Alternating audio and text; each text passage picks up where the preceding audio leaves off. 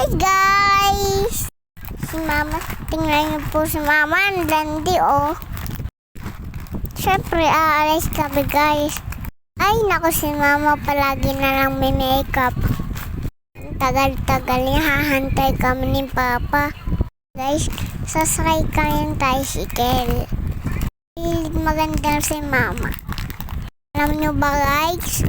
Init dyan guys. Pagod na nga ako. Gutom pa. Init na nga guys. Jacket pa ako. Tapos guys, sakay pa kami jeep.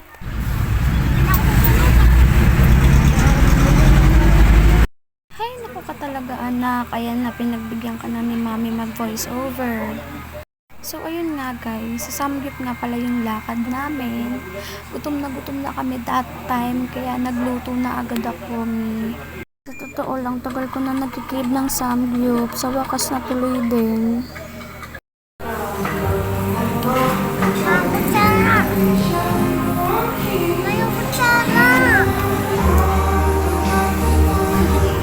Si Bella hindi talaga nagpapaawat sa kakalaro ng yelo.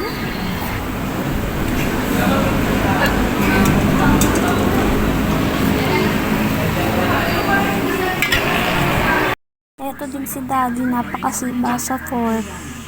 Basta sinabihan na kita pag ikaw na high blood, nako. Di halatang sarap na sarap yung anak ko dyan. Kung hindi nyo na itatanong guys, sobrang hilig ng anak ko sa fork. Talagang favorite niya yan. Pag yan talaga yung ulam, nako, ang dami niya talagang nakakain. Siyempre, natutuwa naman ako kasi yung anak ko napaka-picky eater niyan eh. Ang hirap talagang pakainin ng kanin. Pag mga chichirya candy, ayun, ang lakas kumain. Kaya natutuwa talaga ako pag madami siya nakakain kanin. Kaya din siguro sakitin yung batang yan kasi hindi nagkakain ng kanin. Pero I know, unting pasensya lang. Matututunan niya din na kumain ng kanin ng madami.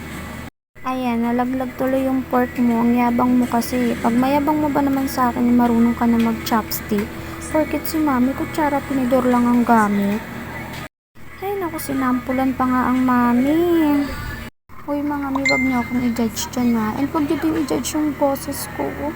Alam niyo ba guys, buong araw ako nag-voice over para lang ma-perfecto.